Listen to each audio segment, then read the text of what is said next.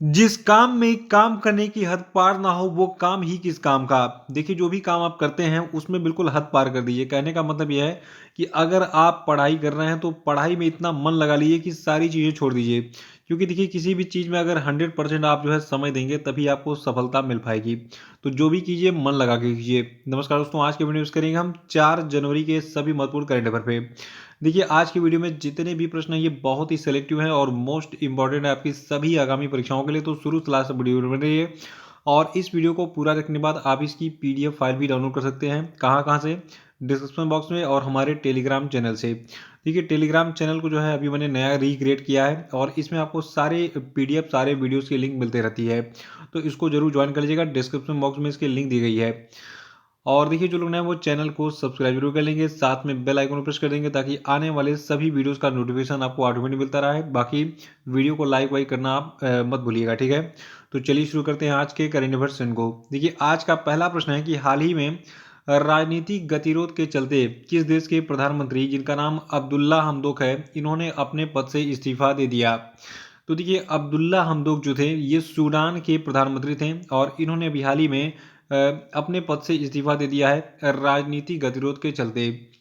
देखिए जो सूडान के प्रधानमंत्री अब्दुल्ला हमदोक थे, इन्होंने सैन्य तख्ता पलट के बाद पैदा हुए राजनीतिक गतिरोध और व्यापक लोकतंत्र समर्थन विरोध के बीच में जो है अभी हाल ही में 2 जनवरी को अपना इस्तीफा दिया है। अगला है कि देश की पहली कागज रहित अदालत कौन बन गई है। देखिए भारत की जो पहली कागज रहित अदालत बनी है ये आपकी है केरल हाई कोर्ट। देखिए आज की वीडियो में बहुत ही सिलेक्टिव प्रश्न है, जितने भी प्रश्न हैं ये बहुत ही सिलेक्टिव है, इसको आप मोस्ट इंपॉर्टेंट टैग करते रहिएगा। तो देखिए केरल हाई कोर्ट जो है भारत की पहली कागज रहित अदालत बन गई है। देखिए सुप्रीम कोर्ट के जो जस्टिस हैं DY चंद्रचूड़, इन्होंने 1 जनवरी 2022 को जो है इसका उद्घाटन किया हाल ही में। और DY चंद्रचूड़ ने उद्घाटन समारोह में बताया कि न्यायालय जो है एक ऐसी सेवा है जो राज्य के द्वारा अपने सभी नागरिकों को प्रदान की जाती है। और इसमें जो ई फाइलिंग है ये बहुत ही महत्वपूर्ण चीज़ है। और ई फाइलिंग और कागज रहित अदालत न्याय के विकेंद्रीकरण की दिशा में एक महत्वपूर्ण कदम है। देखिए ई फाइलिंग मतलब ये हो गया कि कोई मोबाइल एप्लीकेशन हो गया, उसमें आप फाइल को अपलोड कर दिए, वो सुरक्षित है। तो आप कहीं भी लॉगिन आईडी और पासवर्ड डाल के उसको जो है प्राप्त कर सकते हैं। तो इससे क्या होगा, आपको कागज़ लेके घूमना नहीं पड़ेगा, कागज़ की ज़रूरत नहीं पड़ेगी, सुविधाजनक होगा। कहीं पे भी आप अपने डॉक्यूमेंट को डाउनलोड करके उसको यूज कर सकते हैं। तो देश की पहली कागज रहित अदालत कौन बन गई है? केरल हाई कोर्ट, इसको याद रखिएगा। अगला है कि केंद्र सरकार ने किसे रेलवे बोर्ड का नया चेयरमैन बनाया। तो देखिए अब सुनील शर्मा जो थे उनका नाम डिलीट कर दीजिएगा। अब विनय कुमार त्रिपाठी जो है रेलवे बोर्ड के नए चेयरमैन बना दिए गए हैं। देखिए जो आपके विनय कुमार त्रिपाठी हैं ये वर्तमान में उत्तर पूर्व रेलवे के महाप्रबंधक हैं। कभी कभी एग्जाम में पूछा जाता है कि कौन सा व्यक्ति जो है फला पद पे अपॉइंट होने से पहले वो कहाँ पे काम कर रहा था। तो यहाँ पे 3 चीज़ याद रखना है इस पेज पे। पहला ये कि रेलवे बोर्ड के नए चेयरमैन कौन बन गए हैं? विनय कुमार त्रिपाठी। ये पहले कहाँ काम करते थे? ये पहले उत्तर पूर्व रेलवे के महाप्रबंधक हुआ करते थे। और जो आपके विनय कुमार त्रिपाठी, इन्होंने इस पद पर किसका स्थान लिया है? सुनीत शर्मा का। अगला है कि हाल ही में किस भारतीय महिला क्रिकेट टीम को साल की सर्वश्रेष्ठ क्रिकेटर के रूप में नामित किया गया है? तो देखिए साल की जो सर्वश्रेष्ठ क्रिकेटर चुनी गई है इनका नाम है स्मृति मंथना। देखिए जो भारतीय महिला टीम की सलामी बल्लेबाज स्मृति मंथना है, इनको सभी प्रारूपों यानी कि T20 हो गया, आपका वनडे हो गया और टेस्ट मैच हो गया, ठीक है। तो सभी फॉर्मेट में बहुत ही बेस्ट परफॉर्मेंस के लिए इस पुरस्कार के लिए नामांकित किया गया है, यानी कि साल की सर्वश्रेष्ठ क्रिकेटर चुना गया है।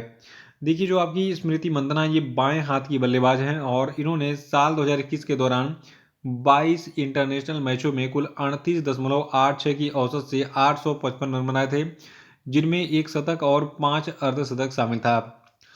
अगला है कि कौन सा राज्य जो है देश का पहला LPG युक्त और धुआं मुक्त राज्य बन गया है? देखिए ये भी प्रश्न मोस्ट इंपॉर्टेंट है, इसको अलग से नोट कर लीजिएगा।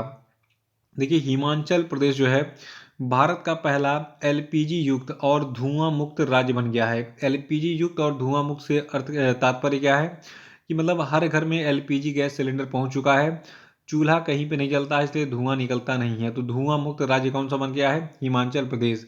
देखिए अभी मैंने रिसेंटली बताया था कि हिमाचल प्रदेश जो है कोरोना के वैक्सीनेशन में भी जो है नंबर 1 पे है। इसने जो है कोरोना का जो पहला डोज था और दूसरा डोज था, ये सबसे पहले कंप्लीट कर लिया था अपने सभी नागरिकों को लगवाकर। तो वैक्सीनेशन के मामले में भी नंबर 1 पे है।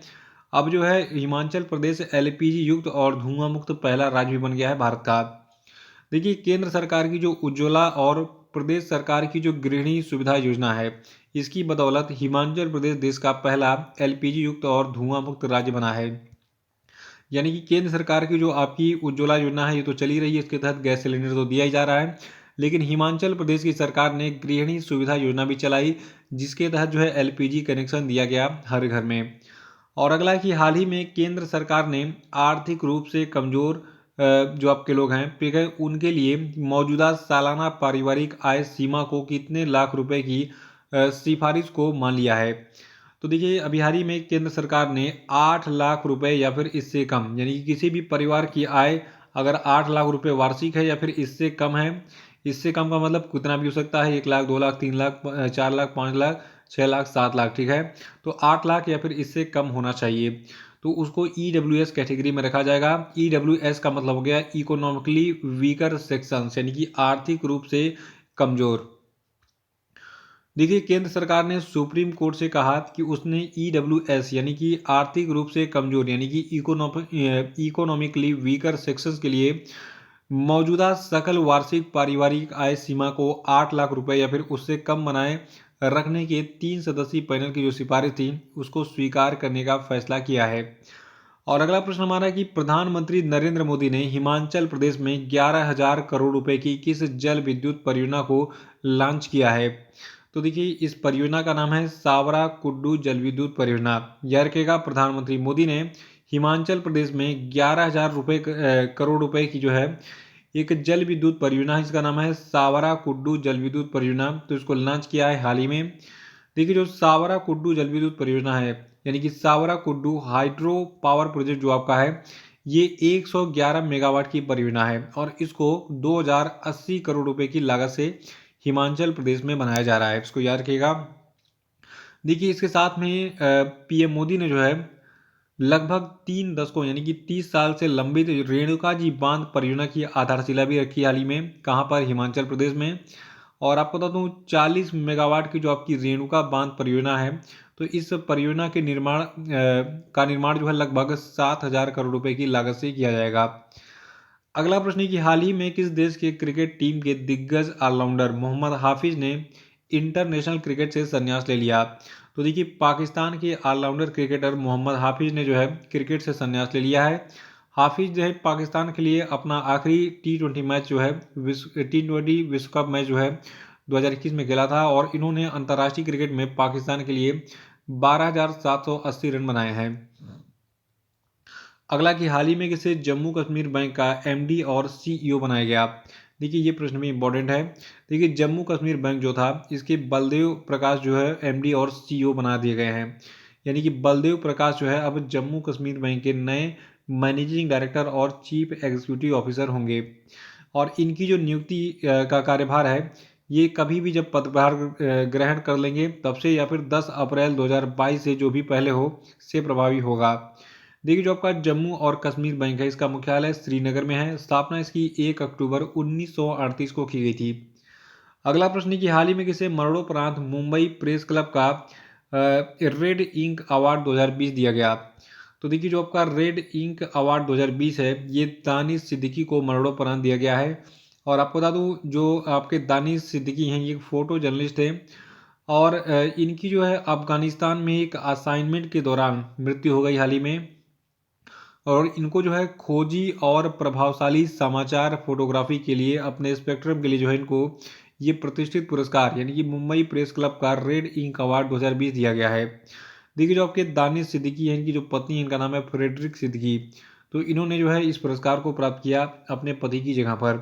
तो दानिश सिद्दीकी को मरणोपरांत मुंबई प्रेस क्लब का रेड इंक अवार्ड 2020 दिया गया है, याद रखेगा। और अगला है कि हाल ही में किस देश में दुनिया की सबसे लंबी मेट्रो लाइन शुरू की गई। देखिए, दुनिया की जो सबसे लंबी मेट्रो लाइन है ये चाइना में शुरू की गई है। देखिए, जो आपका चीन का संघाई है इसने दुनिया में सबसे बड़े मेट्रो नेटवर्क वाले शहर के रूप में अपनी जो रैंक है इसको बरकरार रखते हुए अभी हाल ही में 2 नई मेट्रो लाइनें खोली हैं और जो नई लाइनें हैं इसके साथ शंघाई के मेट्रो नेटवर्क की कुल लंबाई 831 किलोमीटर हो गई है, जो कि दुनिया में सबसे लंबी है। अभी तक दुनिया में जो है किसी अन्य देश के पास 831 किलोमीटर लंबी जो है मेट्रो नेटवर्क नहीं है। अगला प्रश्न है कि DRDO यानी कि defence research and development organisation ने किस तिथि को अपना 64वां स्थापना दिवस मनाया? तो देखिए DRDO ने 1 जनवरी 2022 को अपना 64वां स्थापना दिवस मनाया है, याद रखिएगा इसको। देखिए DRDO का पूरा नाम क्या है? Defence research and development organisation. इसके अध्यक्ष कौन है? डॉक्टर जी सतीश रेड्डी हैं और मुख्यालय इसका नई दिल्ली में है और इसकी स्थापना 1958 में की गई थी। तो ये थे आपके आज के सभी महत्वपूर्ण करंट अफेयर और अब हम बात करेंगे आज के सभी क्वेश्चन अपडेट पे। इससे पहले बता दूं कि मैंने दिसंबर महीने के मंथली करंट अफेयर का पार्ट 2 भी अपलोड कर दिया है कल शाम को। पार्ट 1 तो पहले से अपलोड था। बाकी ईयरली करंट अफेयर के आपको 5 वीडियोज मिल रहे थे, तो 4 वीडियोज अपलोड हो चुके हैं, 5वां वीडियो आज शाम को अपलोड हो जाएगा। तो इन सभी को देख के अपना रिविजन करते रहिए। देखिए आज के क्वेश्चन अपडेट का पहला प्रश्न आपके लिए कि हाल ही में किस देश ने वर्ष 2025 तक वैश्विक रोबोटिक्स इनोवेशन हब बनने के अपने लक्ष्य को प्राप्त करने के लिए 5 साल के रोडमैप की घोषणा की है? बताइए। अगला है कि हाल ही में किस राज्य में स्थित जवाहरलाल नेहरू रोड का नाम बदलकर नरेंद्र मोदी मार्ग रखा गया? बताइए। नेक्स्ट है कि हाल ही में किस राज्य के झांसी रेलवे स्टेशन का नाम बदलकर वीरांगना लक्ष्मीबाई रेलवे स्टेशन कर दिया गया है? बताइए। और चौथा है कि हाल ही में किस भारतीय बॉलर ने विदेशी धरती पर 23 टेस्ट मैचों में 100 विकेट पूरे कर लिए हैं? बताइए। नेक्स्ट है कि निशस्त्रीकरण पर संयुक्त राष्ट्र सम्मेलन के लिए भारत के नए राजदूत कौन बनाए गए हैं? बताइए। और अब हम बात करेंगे कल के पूछे गए सभी क्वेश्चन के सही उत्तरों की। देखिए का पहला प्रश्न था कि इंद्रावती टाइगर रिजर्व कहाँ पर स्थित है? तो ये स्थित है छत्तीसगढ़ में। और नेक्स्ट प्रश्न था कि भारतीय नौसेना के जहाज INS केसरी ने हाल ही में किस देश को मिशन सागर के तहत खाद्य सहायता और रक्षा सहायता प्रदान की है? तो ये देश मोजाम्बिक है। और अगला था कि PN पानीगर जिनकी प्रतिमा का केरल के तिरुवनंतपुरम में हाल ही में राष्ट्रपति के द्वारा अनावरण किया गया, ये किस आंदोलन से जुड़े थे? तो ये जो है साक्षरता और पुस्तकालय से जुड़े थे। अगला कि हाल ही में गुजरात के मुख्यमंत्री ने किस माइक्रो ब्लॉगिंग साइट का गुजराती संस्करण लॉन्च किया है? तो ये माइक्रो ब्लॉगिंग साइट क्रू है। और अगला था कि मुख्यमंत्री कन्या सुमंगला योजना किस राज्य या फिर केंद्र शासित प्रदेश की योजना है? तो ये उत्तर प्रदेश सरकार की योजना है। तो इसी के साथ ये वीडियो समाप्त होता है। जय हिंद, जय भारत।